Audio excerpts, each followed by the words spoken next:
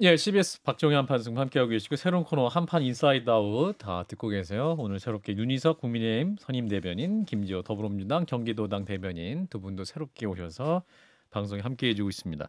자, 오늘 이제 감액 예산을 두고 여야가 대치를 하고 있죠. 예산안의 본회의 상정 문제를 두고 대치 이어가고 있고 정부가 이제 예산안을 677조 4천억 원을 냈는데 여기서 이제 4조 1천억 가량을 감액을 했습니다. 또 우리 은근히 경제통인 우리 서정욱 변호사님 이러한 모습 국회 모습 보고 어떤 마음 드셨는지. 한마디로 근데 진짜 파렴치하다. 파렴치입니까 민주당이? 예, 두 마디로 하면 이게 파렴치한 칠면피다. 너무 심한 거 세 마디로 아닙니까? 하면 이게 진짜 후한무치한 파렴치한 칠면피예요. 보십시오. 그래? 예. 예산 중에 예. 두 가지 예를 들면 대통령실 문재인 대통령 5년 동안 평균 96억 썼어요. 아, 예. 근데 이번에 82억 줄인 걸 영원으로 만들어놨어요. 예. 이게 말이 됩니까? 자기들은 96억 쓰고 예. 하나만 더 보면요. 다 없앴는데 수사기한이나 모든 게 국회는요. 특활비 9억에다가 특정 업무 경비까지 하면 이게 194억이에요. 국회에서만 딱 살려고 다 없앤 거예요. 예. 이게 완전히 파렴치한 칠면피 아닙니까? 예산 없애려면 이게 다 없애야지. 예. 국회는 194억이에요. 특활비 9억 포함해서. 그러면 이게 국회는 뭐 얼마나 깨끗하게 특활비를 쓴 거예요. 예. 원래 수사하다 보면 이게 특활비라는 게 한계가 있는 거예요. 그게 투명하게 입증되면 그냥 예산 잡지 왜 특활비를 씁니까? 예를 들어 이게 대공 수사나 마약 수사하다 보면 이게 영수증 다 받고 수사할 수 있습니까? 말도 안 되는 거예요. 결국 이재명 대표 방탄을 위해서 또는 이게 국정 마비를 위해서 예. 국회 예산 빼고 다 삭감한 이거는 이게 진짜 망나니 짓을 한 거예요. 예, 댓글에 서정욱 TV를 보는 것 같다 이렇게. 자, 윤희석 대변인 예. 추가 보론. 좀 짜증이 나죠.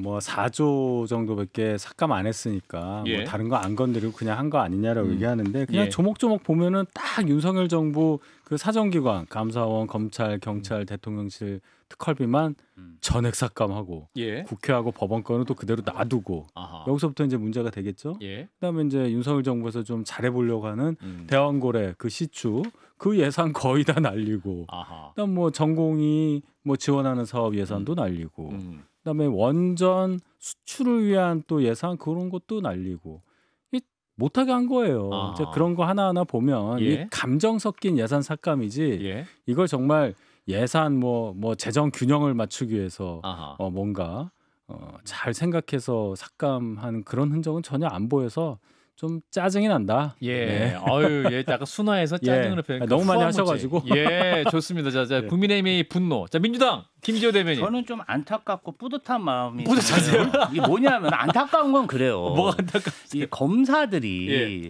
특활비로 무슨 대공 수사를 하고 그럼 좋죠. 예. 그런데 이분들이 염소고기 사 먹고 200만 원어치 암소고기 사 먹고 그다음에 누가 사 먹었어요, 이건? 그 검사들이 검사는 사 특활비로 먹었어요? 그렇게 사 먹은 게 다 밝혀졌어요. 밝혀졌어요? 그리고 커피도 뭐 명품 원두 게이샤 원두라는 게 있어 그런 것만 사 먹으러 다니니까 사실 아니 사실에 기반해서 말씀해 주세요. 사실입니다. 이건 팩트입니다. 그런 거 암소예요? 예. 암소고기 집에서 먹었다는 게 다 있어. 그리고 그 심지어 예약도 검찰청이라고 딱 예약하고 당당하게 드시더라고요. 청계산장? 청계산장 말고 암소고기 청주에 또 있더라고요. 그래서 그런 거를 드시면서 물론 수사를 하면은 뭔가 수사 효율도 있고 몸보신도 되겠지만 사실은 국민 세금으로 운영되는 특활비인데 그렇게 뭐 염소고기 먹고 암소고기 먹고 무슨 명품 원두 먹으라고 그렇게 특활비를 책정한 게 아니지 않습니까? 그리고 또 그렇습니다. 예비비 뭐 4조 원 중에 대통령이 또 거기서 뭐 500억씩 뺏어서 그냥 흥청망청 순방비로 쓰니까 야당 입장에서 사실은 최고 많이 예비비 썼을 때가 1조 5천억이랍니다. 그래서 대폭 삭감한 거고요. 영일만 정말 그 대왕고래 이 액트주 요 사업은 야당에게 감사하게 생각해야 됩니다. 저희가 봤을 때는 대통령님이 조금 순진한 면이 있다 보니까 조금 이 부분에 대해서는 뭔가 좀 속으신 게 아닌가. 그래서 야당이 나서서 좀 바로 잡아드리고 있다. 이거 정말 보고를 잘못해가지고 저는 좀 예. 속였다고 봅니다 대통령은. 예. 김지호 대변인의 개인적인 입장인 걸로 하겠습니다. 자, 우리 장 변호사님. 왜냐면요 예비비는 국회 사전 심의를 받지 않습니다. 역대급으로 코로나 때도 1조 5천억 원이었는데 4조 이상을 해온 거예요. 이거 주먹구구식으로 국회에 눈 피해서 쓰겠다는 겁니다. 2조 깎았습니다. 당연히 깎아야죠. 순반 비용이다 뭐다 이 항목으로 넣을 수 없는 겁니다. 그리고 검찰 특활비 이야기하는데요. 검찰 특활비 지금까지 어떻게 써왔습니까? 돈봉투 만찬하다가 돈봉투 70만 원에서 100만 원씩 금일봉 하사하다가 걸려서 안태근 검사장이요. 징계받았죠. 법무부에서 관부에 게시까지 했었던 사안입니다. 그리고 특활비가 있고 특활비는 영수증 처리도 하지 않아요. 그런데 총액으로 해서 봤죠. 검찰총장이었던 당시에 윤석열 대통령이 하루에 480만 원이 책정이 돼 있다고 하더라고요. 이걸 하루치로 하면요. 이게 국민 세금으로 할 겁니까? 증빙 하나 없이요. 돈봉투, 금일봉 하사하고 후배들한테 주는 게 그게 수사 관련성이 있습니까? 그러면 업무 추진비는 영수증이 나오죠. 그거 어떻게 했는지 소송에서 다 공개하라. 공개 안 한다고 했었거든요. 공개하라 했더니 다 지워진 영수증을 내놨습니다. 지금 이 정부 들어서 굳고 지키겠다고 하지만요. 56조 세수 펑크가 났습니다. 코로나 때보다 나라 국간이 더 비어가고 있어요. GDP 대비 국가 채무 계산하면요. 항상 문재인 정부 때 더 채무가 많았다라고 하지만 지표로 따지면 이 정부 들어서 채무가 더 늘었습니다. 내수는 어떻습니까? 경제가 쪼그라들고 이러면서 이 부분을 야당으로서 이게 감액을 해가지고 정치적으로 한 부분을 우리가 오히려 바로잡겠다고 하는데 12월 2일이 마감일이었기 때문에 이 삭감안을 내지 않으면 정부안대로 확정이 되는 거예요. 그리고 국회는 많은 아시겠지만 징액할 수 있는 권한이 없습니다. 정부의 동의가 없으면요. 이 과정 중에 있는데 이걸 너무 지나치게 공세화하는 게 저는 오히려 지금의 여당이라고 생각합니다. 예. 굉장히 구체적으로 불편을 많이 하셨어요. 우리 윤희석 대변인 하실 말씀이 많아 보이십니다. 아니, 국가 채무 뭐 늘어난 거 그거 보면 문재인 정부 때 엄청 늘어서 600조가 1000조 되고 뭐 이런 거 얘기 많이 하잖아요. 그러니까 그때 이미 퀀텀 점프를 한 거예요. 채무 차원에서는. 이제 그 얘기까지 하면 너무 많이 나가는 거고 제가 요 말씀만 드릴게요. 우리가 저 헌법 제정된 이후에 한 75년 이상 지났잖아요. 보수 우파만 정권을 잡은 나라였느냐? 그렇진 않아요. 그렇다면 좌우가 이렇게 번갈아가면서 정권 교체를 한 세월이 이제 30년 정도 되는데 그동안에 관행이라는 것도 있고 관례라는 것도 있고 전례라는 것도 있는데 이 특활비에 대해서 입증을 안 한다고 해서 이렇게까지 몰아칠 일이냐. 그럼 문재인 정부 노무현 정부 때 검찰은 어떻게 했냐. 여기까지 가야 되는 거예요. 그다음에 제가 참 이 얘기는 좀 그런데 국민 세금 쓰는 것에 대해서 그렇게 예민하시다면 이재명 대표 행적에 대해서도 비판을 똑같이 해주세요. 변호사님. 이 얘기는 뭐냐면 경기도지사 시절에 아침마다 4만 원 상당의 샐러드 자기 당뇨 있다고 샐러드 뭐 과일 뭐 샌드위치 이런 거 계속 매일 받아서 600 뭐 몇십만 원어치를 먹고 누가 이거 내는지도 모르는 상태라고 주장하면서 쭉 목록들 나와 있잖아요. 거기에 대해서는 왜 예민하게 반응 안 하시는지 모르겠어요. 그거 얘기하고 왜냐?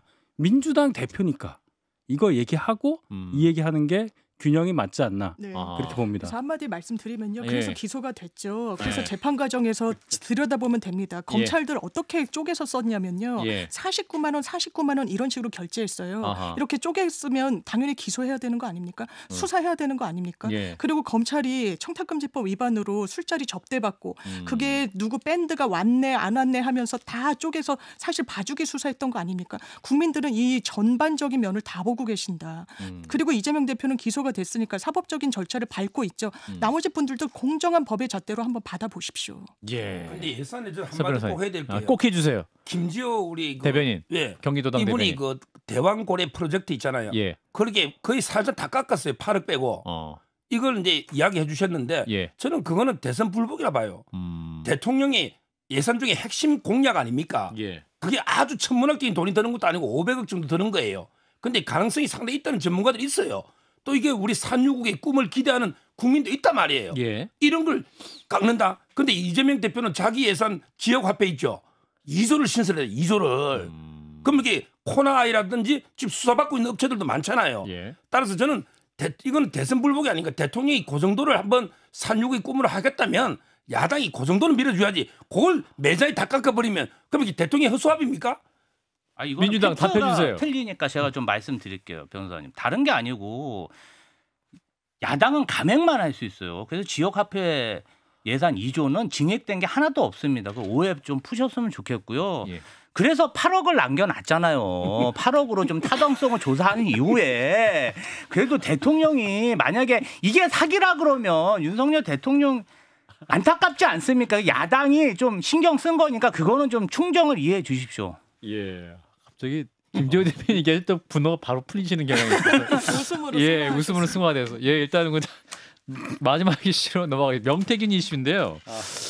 지금 이제 구속 수사를 받고 있습니다. 명태균 씨와 김영선 전 의원. 근데 이제 이르면 오늘 중으로 검찰이 구속 기소할 전망이고 일단 둘 사이의 세비 지급 부분 여기에 대해서 1차 기소를 하고 나머지는 보강 수사 이후에 추가 기소할 예정이다라는 것입니다. 일단 세비 부분은 혐의가 어느 정도 입증이 됐다. 확정이 됐다는 것 같아요. 자, 이 수사상 어떻게 보시는지 우리 윤석 대변인부터 말씀해 주시죠. 일단 이게 이제 너무 오래돼서 9월 5일부터 이제 시작된 이슈인데 그렇죠. 지금 뭐 대충 거의 석 달 되나요? 맞아요. 굉장히 오래됐고 일단 돈은 흔적을 남기고 거짓말하지 않기 때문에 수사의 초점은 일단 이 돈 거래 관련해서 나올 가능성이 크고 그 과정에서 그럼 이 돈이 왜 갔냐? 뭐 이런 것까지 가겠죠. 일단 이 명태균 씨 관련 혐의는 국민들께서 이제 많이 아시는 바와 같이 너무나 이상하니까 일단 검찰에서 수사를 잘해서 일단 돈 문제부터 밝히고 그러다 보면 뭐 수사 범위가 늘어난다든지 아마 그렇게 될 겁니다. 지켜보자는 얘기입니다. 이 수사는 어떻게 보시는지 김재호 대변인.